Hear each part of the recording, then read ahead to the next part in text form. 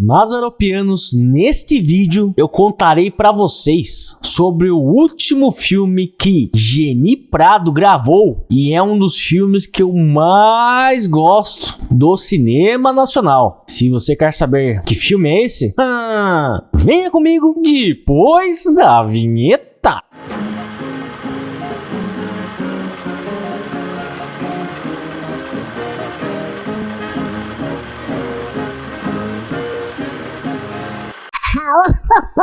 Mazaropianos!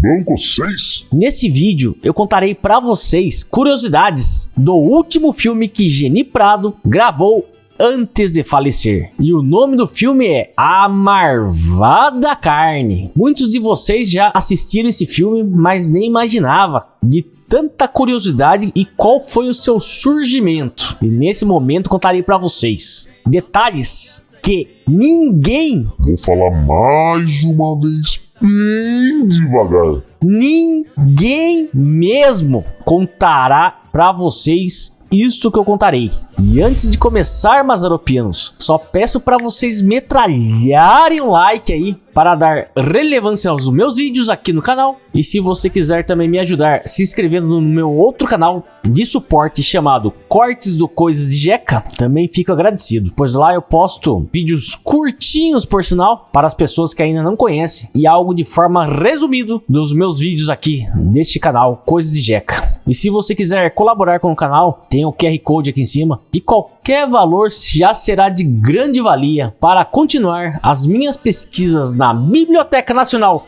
do Rio de Janeiro e através dos informativos, jornais e revistas que eu venho adquirir futuramente. E sabendo que o filme A Marvada Carne, o diretor se baseou nos contos de Cornélio Pires, o grande folclorista paulista, que para mim é o maior folclorista que o Brasil já teve, e também foi baseado nas pinturas do pintor paulista chamado Almeida Júnior, que mostrarei para vocês em detalhes cada cena aqui para vocês darem uma olhada. E Geni Prado entrou no elenco do filme A Marvada Carne justamente para homenagear seu grande amigo Mazzaropi, pois havia falecido há 3 anos, ou seja, em 1981. E esta foi a forma de Geni Prado também homenageá-lo. E o diretor do filme, chamado André Klotzel, chamou Geni Prado justamente pela bagagem que a nossa eterna cabocla obteve nos tempos de gravações no cinema com Mazzaropi e também nos tempos de rádio e TV. Por ser muito caricata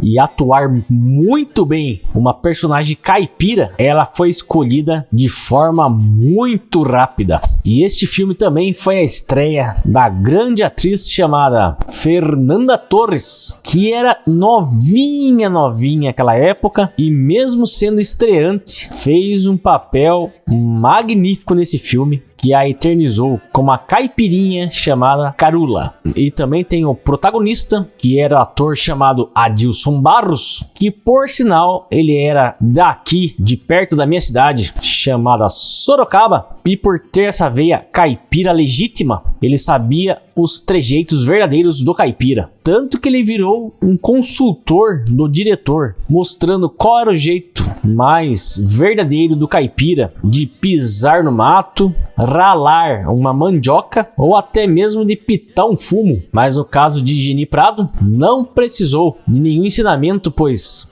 a eterna cabocla do Mazzaropi já havia aprendido tudo sobre o caipira em sua carreira ao lado do grande Mazzaropi. E pesquisando mais a fundo, eu descobri que o diretor André Klotzel se baseou para criar esse filme nas anedotas de Cornélio Pires, nos filmes de Mazzaropi e também numa pesquisa que virou livro do sociólogo chamado Antônio Cândido, que por sinal esse livro é muito citado nesses livros aqui atrás do Mazzaropi, na hora que os autores querem citar algo mais ligado à origem do caipira, então eles citam este livro. É exatamente esse que vou me basear para fazer esse vídeo. Os Parceiros do Rio Bonito, de Antônio Cândido. Tem muitas cenas desse filme que foi baseado exatamente igual a esse livro. E eu mostrarei para vocês agora. Ninguém mostrará para vocês o que eu contarei nesse exato momento. Nem a mídia brasileira, nem instituições e muito menos museus. Mas nem com reza brava. E por isso eu digo, não tenho rabo preso com ninguém. E tem uma cena nesse filme que aparece o ator principal junto com outros integrantes do filme fazendo um mutirão para construir a casa do Inhoquim, que é o papel de Adilson Barros, e vou mostrar para vocês um pedacinho da origem dessa cena. A solidariedade vicinal aparece, todavia, mais nítida no trabalho coletivo, em que se convocam não uma, mas várias pessoas para tarefas impossíveis de bem realizar de outro modo. Distingue-se do mutirão, além de não ser sucedido de festa, por implicar retribuição equivalente do benefício, que neste caso não é considerado devedor, embora se reconheça moralmente empenhado. Um a outro ocorrem em caso como malhação de arroz e feijão, roçada, construção de casas, limpa e colheita de algodão. Essa é a essência que o diretor do filme quis passar naquela cena da construção da casa do Inhoquim, sabendo que o título do filme, chamado A Marvada Carne, o diretor quis fazer um trocadilho com a música da Inesita Barroso, chamada A Marvada Pinga, pois no filme Inhoquim quer a todo custo comer a carne de boi e nunca consegue. Na música da Inesita Barroso diz exatamente: a marvada pinga que me atrapalha. E no caso do filme, a marvada carne que me atrapalha. E na cena inicial que aparece o Inhoquim falando que a vidinha dele, quando acorda e quando dorme, é a mesma coisa de todo dia, dia e noite. Ele come arroz, feijão, farinha, arroz, feijão, também foi baseado nesse livro, pois a pesquisa que o autor desse livro, chamado Antônio Cândido, fez de 1948 e depois ele voltou em 1954, a dieta do caipira, onde ele fez essa pesquisa sociológica, realmente era essa: arroz, feijão, farinha, de vez em quando uma carne seca, também às vezes com carne de porco, às vezes também com frango, e no domingo tinha carne de caça, geralmente carne de tatu ou carne de coati, tanto que a lista dele tá aqui exatamente gravada no livro. E era aquela mesmice de fazedor: farinha, feijão com arroz, arroz, farinha, feijão. Era isso a só por só, todo santo dia que Deus dava. E também nesse bairro que ele fez essa pesquisa, que fica localizado na cidade de Bofete, por sinal também é perto da minha cidade, e também meu pai e minha mãe moraram nos anos 70 nessa cidade. Esse bairro realmente raramente comia carne de vaca, e foi por causa disso que o André Klotzel, o diretor do filme, teve a ideia de fazer o enredo do filme baseado nessa escassez de carne de boi ou carne de vaca, que por sinal a turma desse bairro comia às vezes uma vez por mês carne de vaca, de tão a escassez que era na época a criação de vaca e de boi naquela região. E também a origem que aparece Inhoquim andando com a cabra para cima e para baixo no começo do filme é baseado nesse fato. Todos os alimentos são de produção familiar, explicando-se a presença do leite pelo fato de, tendo um filhinho doentio, manter-se uma cabra para seu uso. Nesse bairro se mantinha apenas um animal, geralmente uma cabra, para dar leite à criança que estava doente. A cena épica que aparece Geni Prado com um grande ator chamado Dionísio Azevedo, quando eles estão matando um capado, daí aparece o Inhoquim junto com outra personagem da história, ouvindo os berros do capado, e essa mesma, chamada Nhatomasa, vai correndo até a casa da Geni Prado, que no filme se chama Nhapolicena, para ir buscar um pedaço do porco que está sendo morto. E também foi baseado nesse livro, eu vou ler pra vocês agora. Quando se mata um porco ou uma caça, abre parênteses, capivara, veado, paca, cutia, coati, tatu, fecha parênteses, envia-se um pedaço a cada vizinho. Segundo a boa tradição de cortesia, deve-se mandar a todos, na prática aos escolhidos, por proximidade ou preferência. Às vezes, os vizinhos são tantos, ou o animal tão pequeno, que quase nada sobra ao ofertante. Conforme o padrão ideal, porém, ficaria mal visto quem se mostrasse parcimonioso em proveito próprio.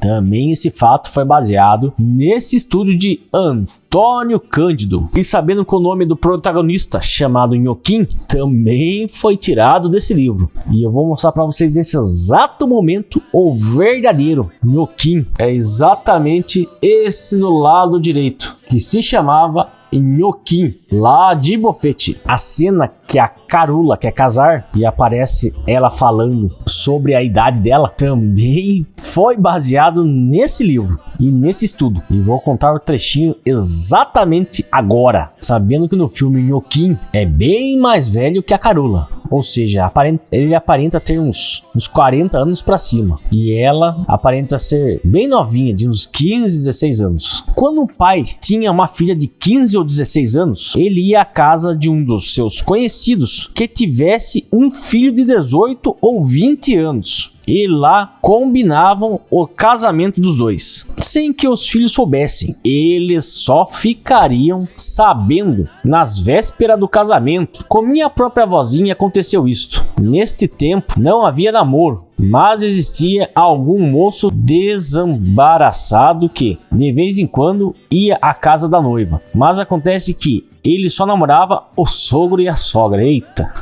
A noiva ficava olhando o noivo pelo buraco da parede, igual da cena do filme também. Porque, como todos sabem, as casas do sítio eram de barro e quando iam ficando velhas, começava a cair terrão. E aí ficava o buraco, Também foi baseado nesse estudo de Antônio Cândido. Nhoque, primo de sua mulher, Nha Maria, beirava os 13 anos quando ela nasceu. Logo após, os pais combinaram casá-los, o que se deu quando ela estava com uns 18 e ele cerca de 30 anos, olha só. Isso acontecia demais muito antes de 1948, hein? Agora eu vou mostrar para vocês a cena que praticamente foi copiada desse livro. Coisa que ninguém vai mostrar para vocês, jamais. Isso eu só descobri lendo esse livro inteiro. Olha a grossura do livro. E vou mostrar para vocês agora. E por que eu quero que vocês saibam curiosidades que ninguém contará para vocês sobre esse mundo caipira e principalmente porque não tenho rabo preso com ninguém. No grupo pesquisado, moços e velhos são capazes de apontar certos testes sem os quais dizem nenhum pai dava filha em casamento. Contam, por exemplo, que antigamente os padres eram muito bons, ao contrário de agora. Quando um rapaz ia casar, queriam primeiro saber se era parente da noiva, porque se fosse, não os casariam por dinheiro nenhum. Quem conta isso é um velho casado com a prima irmã. Em seguida, passavam-lhe um exame em regra para verem se era prático da vida, fazendo perguntas como esta, abre aspas: quando quebrar um cabo da enxada, onde é que você arranja outro? Se o rapaz respondesse: vou no mato cortar, o padre dizia: onde já se viu? Perder um dia de trabalho por causa de um cabo de enxada. Você deve ter pronto em casa uns 3 ou 4 para o dia que precisar. Exatamente igual ao filme. Perguntava ainda, abre aspas: quantas penas tem a galinha? Fecha aspas. A resposta deveria ser: as mesmas penas do homem: a fome, a sede, a morte e mais. Quantos botões tem o casaco de Jesus? A que se deveria responder: 3. fé, esperança e caridade. Assim o padre via se o moço era ou não capaz de conduzir-se bem a vida, e portanto se merecia a moça, conforme a conclusão casava ou não. Estas provas se enquadram nos motivos de adivinhação, frequentes no folclore de todos os povos para situação matrimoniais. Muito sugestivos são duas outras diretamente exigidas pelo pai. A primeira consistia em saber cortar imbiruçu do mato, a segunda em saber jogar pau. O futuro sogro certificava-se desta última habilidade pelo seguinte modo: segundo os informantes, amarrava um porrete em posição vertical ao meio de uma corda bem distendida, desferindo a seguir a sua extremidade superior um forte golpe, que lhe imprimia movimento rápido no enrolar e desenrolar da corda. O candidato deveria manter-se bem ao alcance, sem arredar, executando movimentos necessários para não ser atingido. Saindo-se bem, o sogro via que era capaz de defender-se, que era esperto e dava-lhe a filha. Essa cena também tem exatamente no filme, e é a cena das provas. Assistam agora essas cenas e depois me digam se não é exatamente isso que eu falei aqui agora. 3 perguntas lhe formulo. Se não souber responder, pro casamento tá nulo.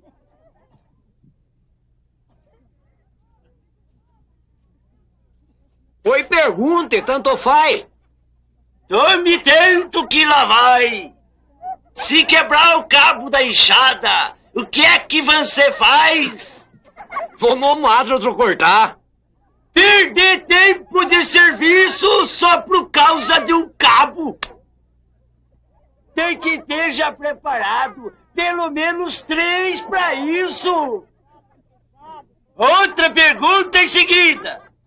Quantos botões, na verdade, tem Jesus no seu casaco? Vamos aqui! Vamos aqui! Vamos!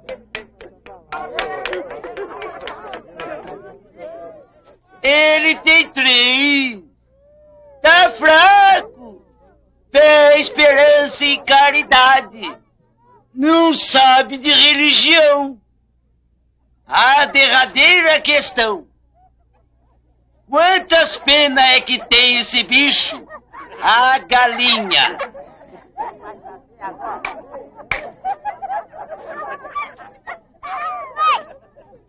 É tanta pena e peninha, eu mesmo nunca contei. As mesmas penas do homem. A morte, a sede e a fome. Não tá pronto pra casar. Vai se preparar. E foi assim que eu principiei a fazer as provas. Não era fácil não, tá pensando? Dê logo menina pra ele e abasta essas provas. Você cuida que eu devo de acabar com as provas? É. E dar logo a mão da Carula em casamento? É. Você cuida que eu devo de dar logo essa festança? É. E carnear logo esse boi pra festança? O boi. É. Ah, é. Me passou. Mas esse filho do meu pai era capaz de fazer de tudo modo de conseguir as 2 coisas que mais queria nesse mundo de meu Deus. Sacar ula e comer carne de boi.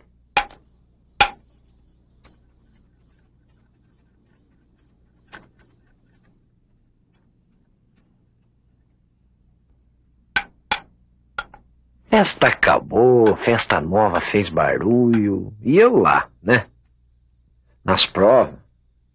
Mas era um delúgio de provas, só. Quando eu cuidava que tava na derradeira... Pronto. Tá aprovado. Nesta. Esta? Cuidou que fosse só isso? Calcule.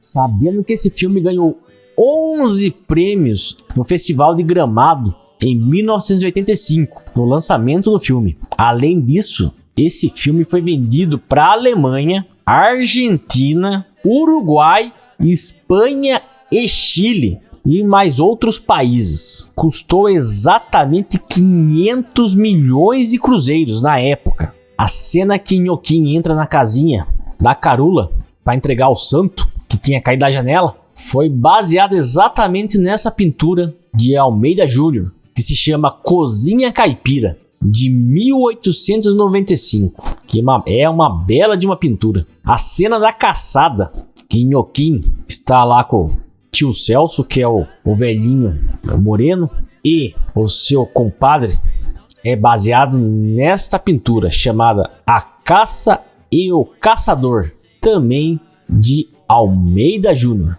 E também tem esta cena magnífica onde aparece Geni Prado pitando um cachimbo comprido, também foi baseado em uma pintura. E foi exatamente nessa pintura, chamada Nhaxica, também de Almeida Júnior, de 1895. E esse filme foi lançado em 1985, ou seja, exatamente 100 anos depois, cravados. Esta cena foi repetida no cinema, mazaropianos.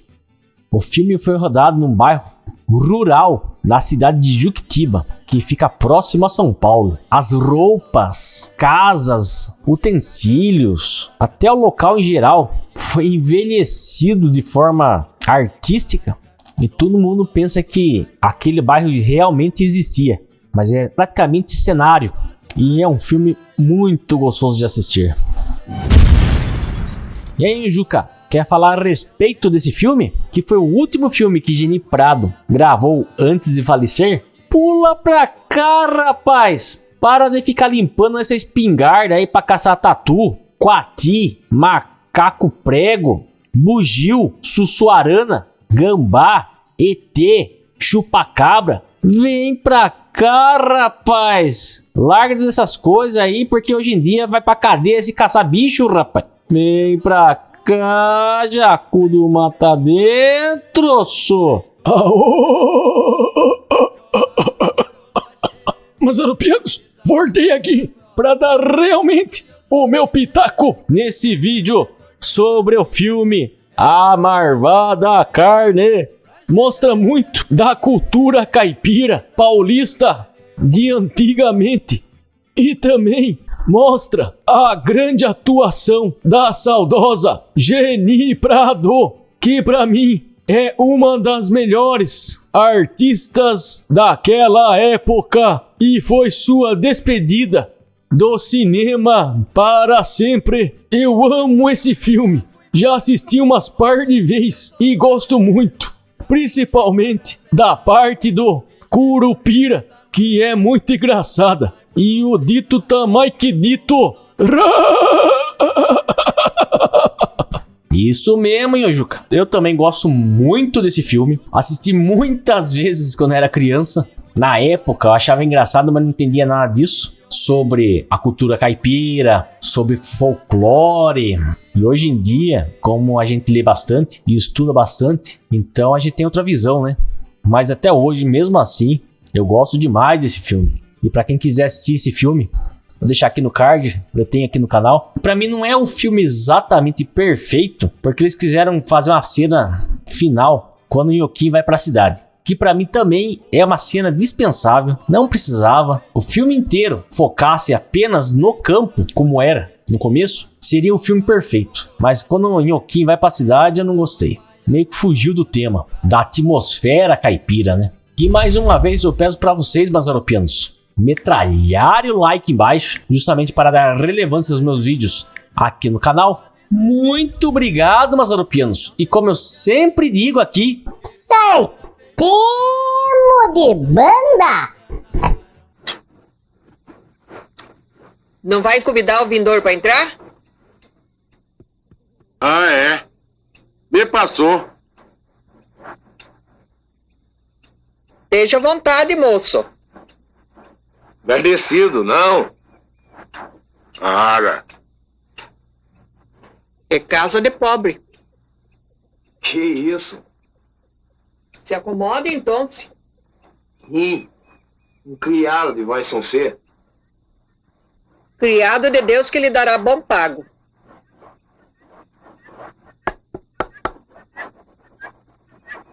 acontece que eu vim lhe devolver o santo, tão somente. Que santo? Esse que caiu lá da janela?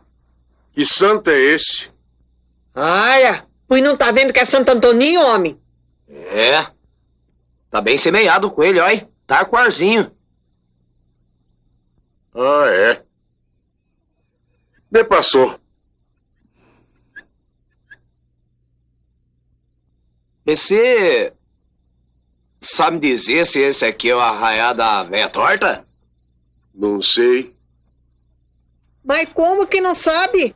Pois se você acesse nesse arraiá, há anos inteirado desde que nasceu.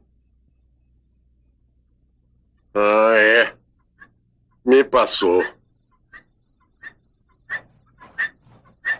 Nesses artigos eu tô pensando em assentar rancho aqui nessas paragens. Mas você não sabe se ainda mora por aqui uma Nha Tomasa?